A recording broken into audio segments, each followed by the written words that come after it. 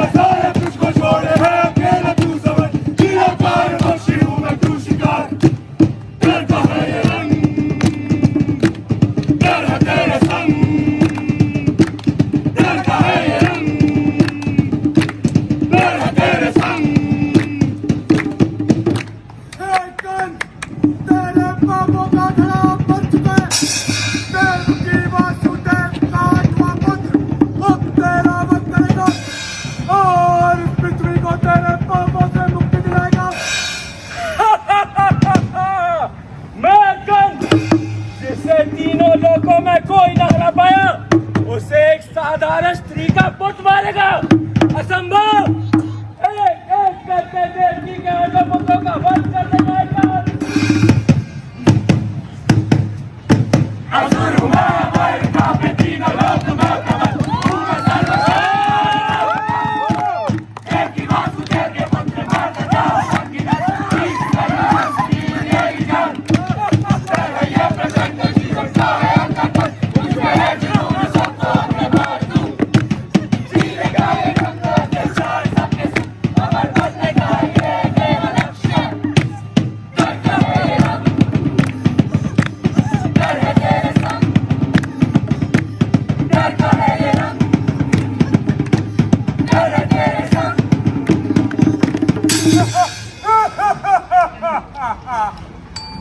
तुम तो मुझे पहचान ही गए होगे ना।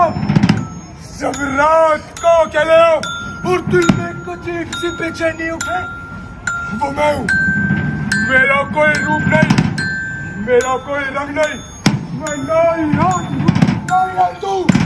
मैं निराकार हूँ, मैं निर्दयी हूँ, मैं सब जगह हूँ, लेकिन भगवान नहीं हूँ। मैं डर हूँ। हाँ, वही डर जो कंस को अंतिम मार करता, वही डर जो हर शख्स, हर साय, हर सपने में जिंदा रहता है। जब कंस मुझसे नहीं बात पाया तो तुम कहाँ तक भाग के जाओगे?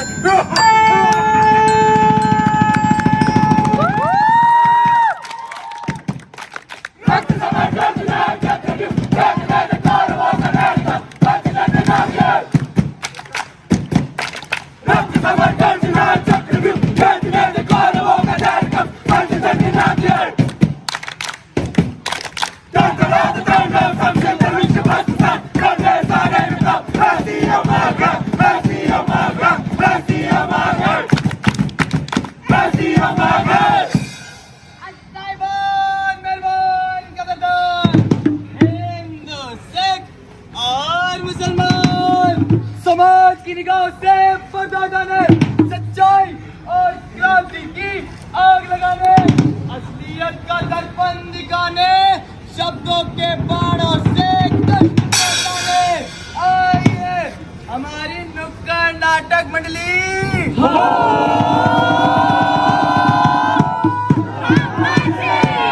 लेकर आइए आप सभी के समक्ष एक स्व लिखित एवं स्व निर्देशित नुक्कड़ नाटक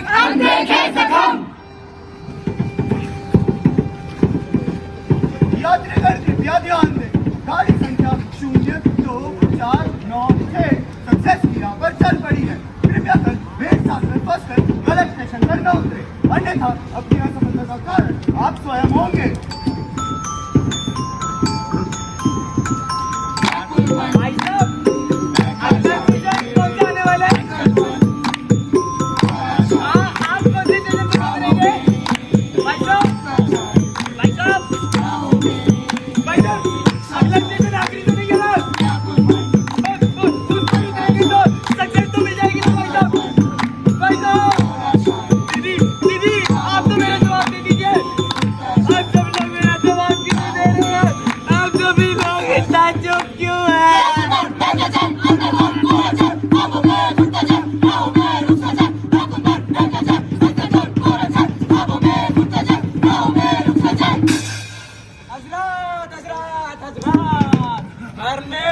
अपने ही ख्यालों से बात बैठा ये हमने अदालत आपके साथ, इसमें जज, वकील और मुजरिम तीनों हैं।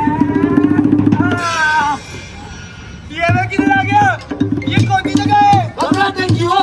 इस जगह से तुम अनजान थोड़ी हो। ये दौर तुम्हारे दिमाग है और हम इस पे चल के दो पहलू, हम हैं चल और हम हैं पहलू। सर सुनवाई शुरू करें। कैसी सुनवाई?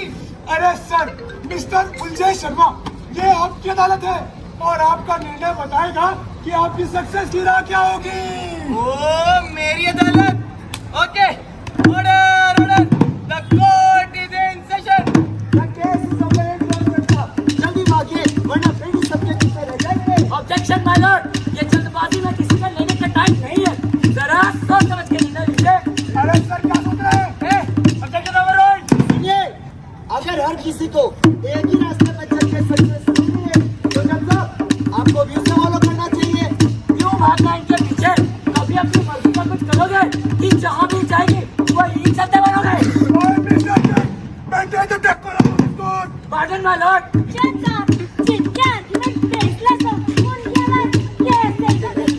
आपको रास्ता पता है, अब मंदिर ही होता है, पता है ना? तो कंफ्यूज क्यों होना है? इसका मतलब ये थोड़ी हुआ कि आपको अपनी खुद की राह बनाने से रुकना चाहिए। अरे यार, कुछ समझ में ही नहीं आ रहा है कि क्या करें।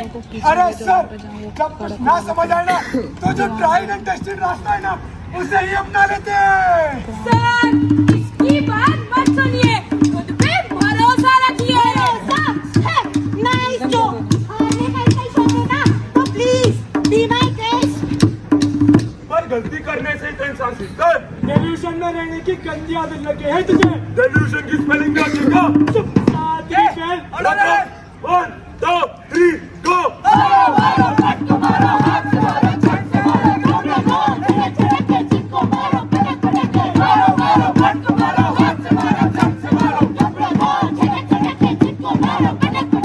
अरे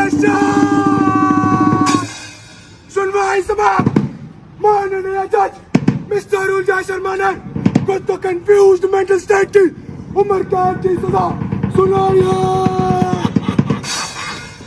उम्र कैद तुम्हारी चेतना की, उम्र कैद तुम्हारे मानसिक अवस्था की, उम्र कैद तुम्हारे निर्णय लेने की क्षमता की।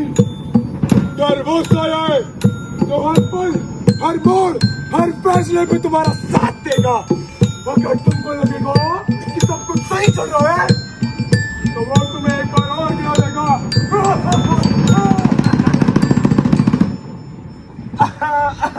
अर्ज किया है। इरशाद इरशाद। कहीं एक लिखे हुए खत अपनी मंजिल तक नहीं पहुँचते, और कहीं एक मुसाफिर के कदम राहें ढूंढते ढूंढते रुकते। कहीं एक हंसी के पीछे छुपी है चुप चुप कर रोने की बात, और कहीं एक छोटी सी गुफ्तगू में समाई है दोस्ती की प्यास। ये कहानी है हर उस इंसान जो भीड़ के बीच तन्हा रहता है, एक दासी के मेहमान की। तुमने वो खन्ने का चीज की रिपोर्ट बनाई? हाँ मैडम, इसमें काम चल रहा है। काम चल रहा है? व्हाट इज दिस काम चल रहा है? तुम्हें पता है ना डेडलाइन आज है। पर सर वो मुझे कोई परवाह नहीं है।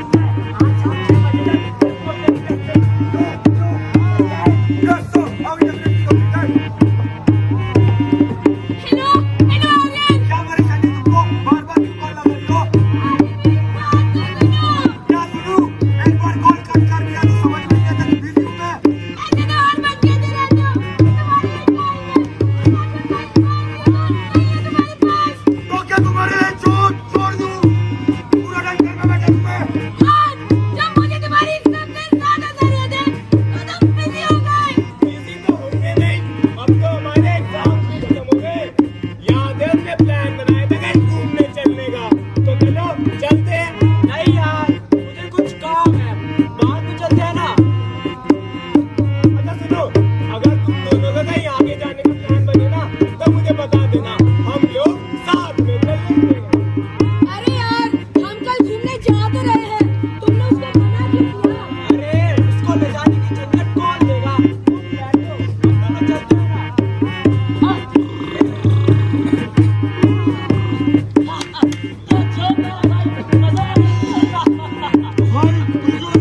अरे क्योंकि अंदर को अदरक का स्वाद पता चल गया। तो फिर सास की गलती होगी। नहीं तो हम साथ हैं। नहीं, तू निकल यहाँ से। बेटा कहीं निकल रहे हो क्या? बहुत बड़ी डील है ना, कंपनी की रिक्वायरमेंट है कि मैं 6 महीने तक लंदन रहूं। अरे वाह, तो मुझे भी साथ में चल। अरे नहीं, आपके साथ आने की कोई जरूरत नहीं, मैं अकेले सब हैंडल कर लूंगा। पर बेटा मैं घर पर अकेले क्या करूंगी? देख पड़ोस वाले भी अपने गाँव गए हैं और फिर। और क्या बात, तुम क्या ही करोगी चल के? वैसे भी वहाँ कोई सत्संग नहीं होने वाला। मगर बेटा मैं घर पर अकेली मर जाऊंगी तुम्हारे पिता के जाने के बाद।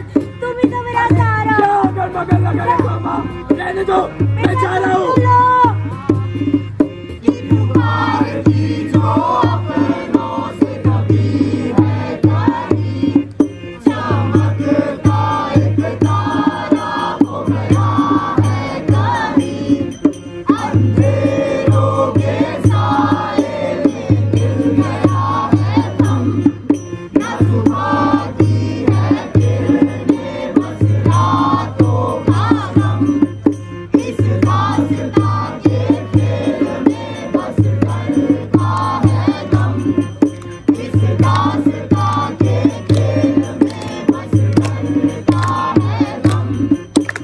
क्या अब मुझे बात करने के लिए भी अब मुझे भीख मांगनी पड़ेगी?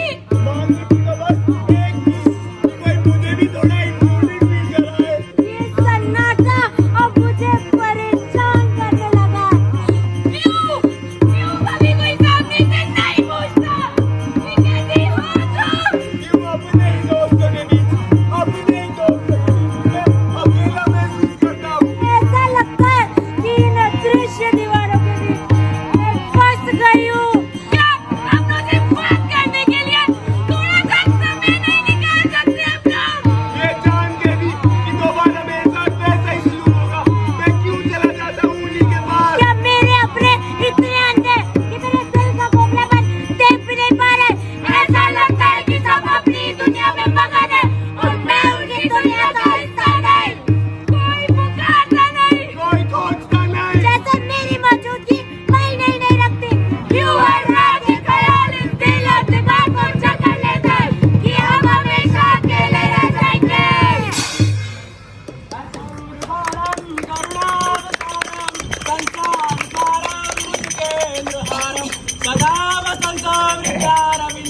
भवं भवानी जय त्वं नमामि। ओम मंगलम भगवान विष्णु गरुड़ध्वजा। ओम मंगलम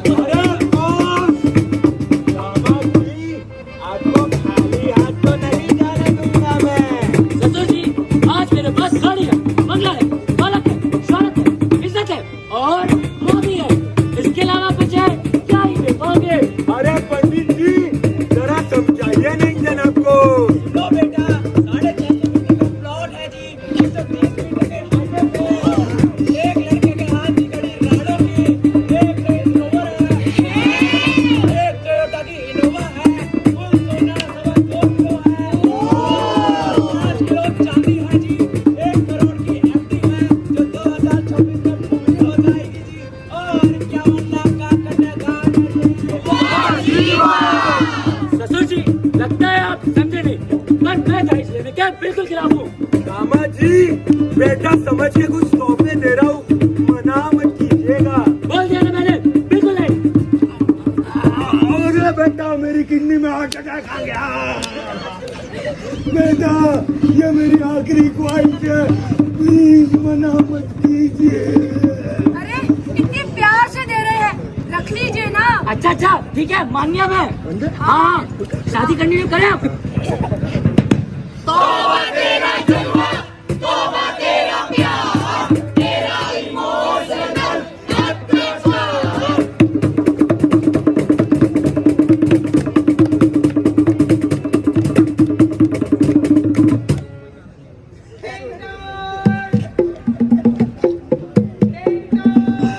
अरे आ रही हूँ। आज तुम इतना लेट कैसे हुए? अगर तुम्हें तुम्हारी कंपनी से इतना ही प्यार है तो उसी से शादी कर लेते ना। अरे, एक जज के साथ मीटिंग थी आज, इसीलिए थोड़ा लेट हो गया। तो उसी के घर चले जाते हैं। अरे तुम भी कहा, मजाक नहीं कर रही हूँ मैं। खाना रखा है, गरम करके खा लेना। मुझे सोने जाना है। दिन भर काम करने के बाद एक आदमी ताजा खाना भी नहीं खा सकता क्या? हाँ, तो तुम्हारी गलती। मैं क्या करूँ? थक गई हूँ मैं। चलो फिर, मैं तो सब कुछ नहीं खाना मुझे। हाँ, फिर तो at this point, I don't even care. अरे क्या हो गया तुम्हें? इतना अजीब क्यों बिहेव कर रही हो? चुप, बिल्कुल चुप। बच्चों में चिल्लाना बंद करो। और तुम क्या जीवन जीने लगा तुमने? अरे बाबा, थोड़ा शांत हो जाओ। मैं हमारे लिए पैसे कमाने तो घर से निकलता हूँ। और मेरे बाप ने जो इतने पैसे दिए थे, वो सब तुमने हवा में उड़ा दिए। ये नहीं तो कैसे? तुम्हारे बाप ने खुदा कर दिए थे। एहसान किया मेरे बाप ने तुम पे, वरना दूसरी खटारा मकान में रह रहे होते तुम। बात और करो, बस करो। और तो होगा। अरे क्या कर रहे हो? बचाओ, बचाओ, बचाओ। क्या चल रही है सब? दूर हट से। शांत हो जाओ। अरे तुम्हारी नहीं समझ आया क्या हुआ? यहाँ मैंने बोया इतने बीज, गलत ना होने पर भी दोषी ठहराए जाने का डर। अब ये बेचारा अपने ही मन का चक्रव्यूह में कुटता रह जाएगा। और बेटा, लड़की पसंद आई ना? Obviously डैड, लड़की सुंदर भी है और क्वालिफाइड भी।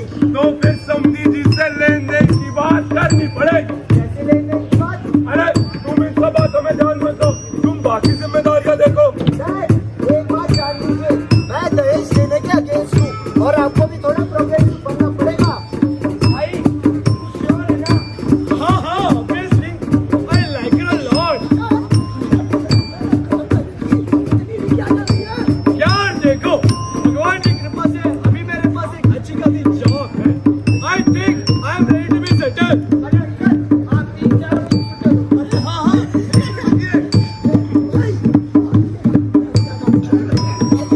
तू समझा नहीं रही।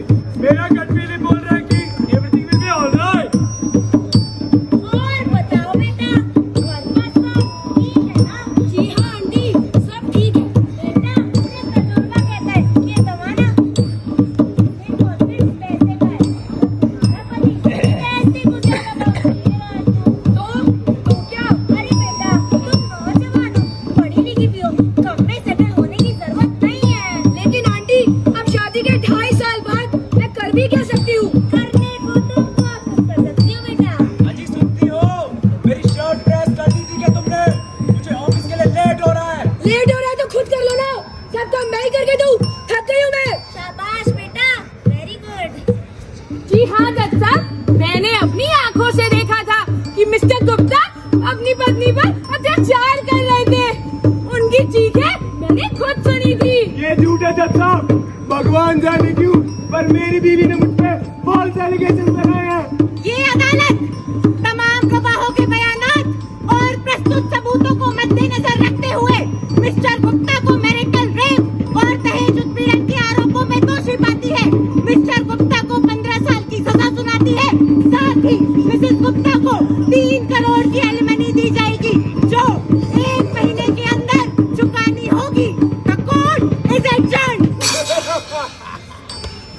मैं उस चीख की तरह हूँ जो गले में अटक गई है, उन आंसुओं की तरह हूँ जिन का वजूद ही बेबुनियाद है, उस सवाल की तरह हो जो आंखों में तो तैरते हैं परंतु होठों तक नहीं आ पाते।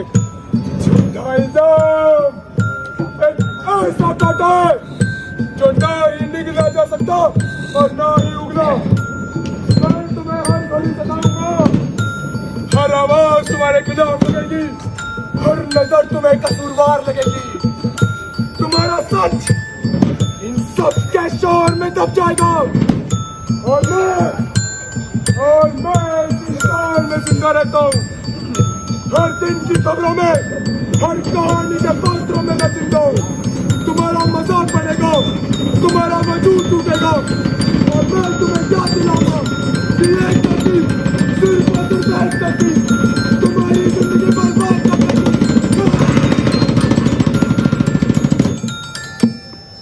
और इस तरह हमारी कहानी के तीसरे नायक ने डर के मारे उनको एक दर्दनाक गति देने का फैसला किया। पर दादाजी, क्या ये डर सच में इतना पावरफुल होता है? और अगर ऐसा है तो हम इससे कभी बच ही नहीं पाएंगे। नहीं बेटा, ऐसा नहीं होता। डर चाहे जितना भी शक्तिशाली क्यों ना हो, लेकिन हम अपनी मन की शक्ति से अपने दिल और दिमाग को काबू में रखकर इसको आसानी से हरा सकते हैं। पता है क्यों? क्यों? क्योंकि ये तुम्हारी कहानी है और इस कहानी के हीरो हो तुम।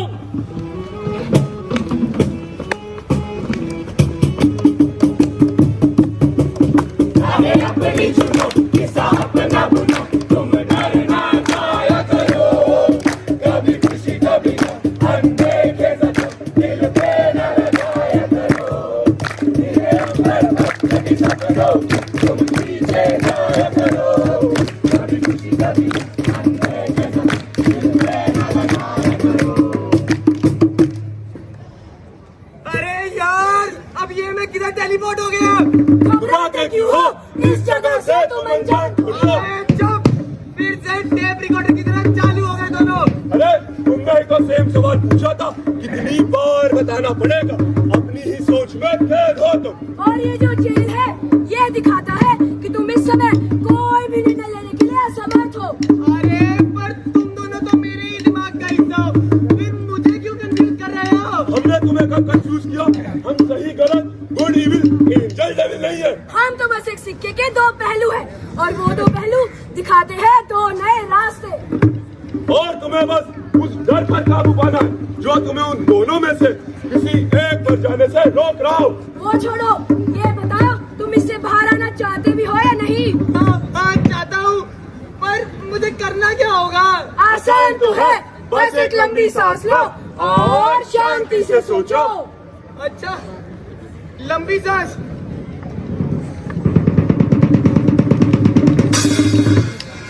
देखा, हर ताले को खोलने के लिए चाबी की जरूरत नहीं होती। अगर हम थोड़ा कॉन्सेंट्रेट करके अपने अंदर मन को शांत कर लें तो ये जेल अपने आप कंट्रोल पड़ जाती है और सारे धुंधले रास्ते साफ साफ दिखाई देते हैं। ओह, अब समझी बात। अगली कहानी में जो तीन अकेले रह गए थे, उनके तो अपने ही उन्हें छोड़ के चले गए।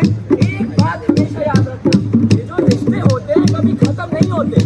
ये अकेलापन अक्सर हालात या समय की वजह से होता है, ना कि इसलिए कि आपके अपने आप को छोड़ के जाना चाहते हैं।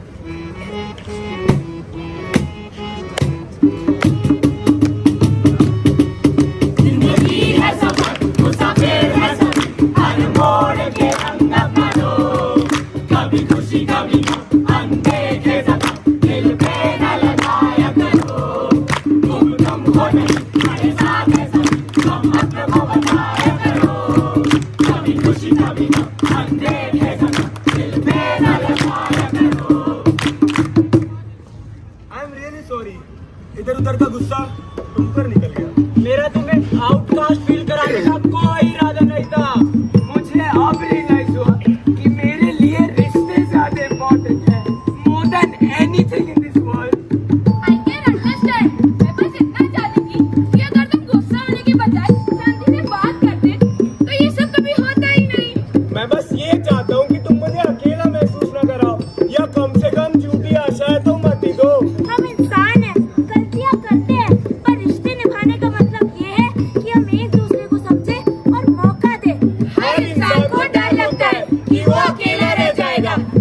तभी हमें अपने रिश्तों पर भरोसा रखना चाहिए।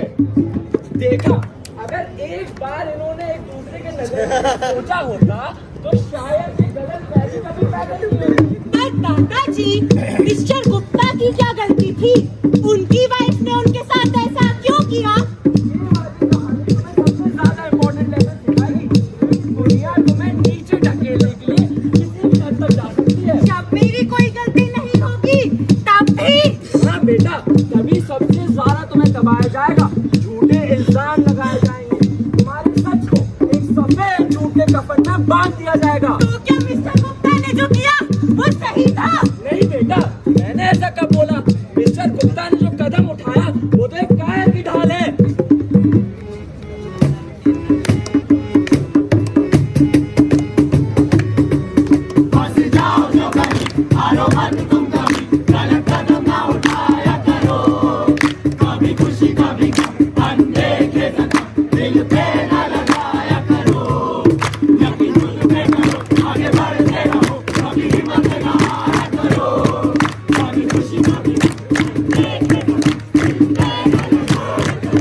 सिर्फ एक इल्जाम तुम्हारी जिंदगी बर्बाद कर देगा। नहीं, मैं इस बार नहीं करूंगा। मैं हिम्मत नहीं हारने वाला। अपनी कायरता के पीछे नहीं छूटूंगा। अपने वचन और वजूद के लिए लड़ूंगा। और इस बार मुझे कोई नहीं रोक सकता। उपाय क्या है? उपाय है इसके खिलाफ एक सवाल उठाना, इसके खिलाफ एक संवाद पैदा करना, क्योंकि सवाल नहीं तो संवाद नहीं और समाधान नहीं और दामाद नहीं तो ये थी आप सभी के समक्ष हमारी नुक्कड़ नाटक मंडली।